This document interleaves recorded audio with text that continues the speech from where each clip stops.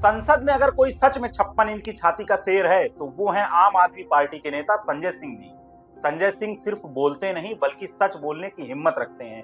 सत्ता में बैठे लोगों की आंखों में आंखें डालकर जवाब देना, तर्क के साथ अपनी बात रखना, ये अगर कोई नेता आज की राजनीति में करता है तो वो है संजय सिंह। 9 दिसंबर को संसद में जब वंदे मातरम पर चर्चा हो रही थी तो उस दौरान उनकी स्पीच मेरे जीवन की सबसे बेहतरीन स्पीच में से एक बन गई है।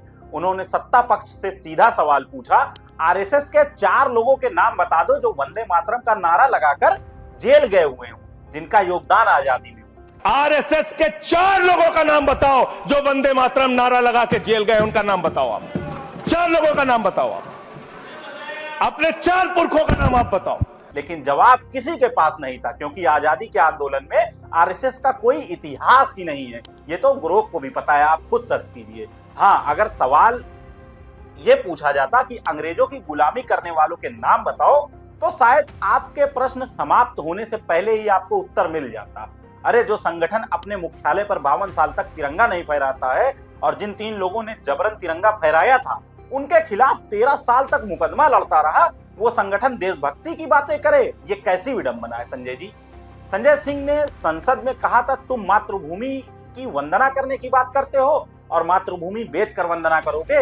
वंदे मातरम का मतलब होता है मातृभूमि की वंदना, और मातृभूमि की वंदना एयरपोर्ट बेचकर नहीं हो सकती है, रेल बेचकर नहीं हो सकती है, कोयला बेचकर नहीं हो सकती है, जमीन बेचकर नहीं हो सकती है। मातृभूमि की वंदना करने वाले वो नहीं है जो देश को टुकड़ों में बेच दे। जिन्ना का भी जिक्र कल दूसरे सदन में हुआ, प्रधानमंत्री जी ने जिक्र किया।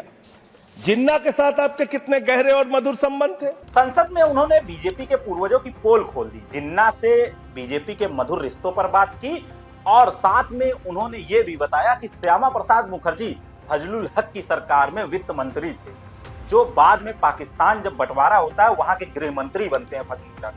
और उन्होंने अंग्रेजों को पत्र लिखकर कहा था, भारत छोड़ो आंदोलन को खत्म कर देना चाहिए। सोचिए, जो लोग अंग्रेजों के साथ खड़े थे वो आज खुद देशभक्त बनते हैं, और जिसने देश की सेना तक को ठेके पर दे दिया हो वो किस मुंह से देशभक्ति की बात कर रहा है। संसद में सच बोलने का साहस अगर किसी में है तो वो सिर्फ आज के दौर में संजय सिंह जी हैं।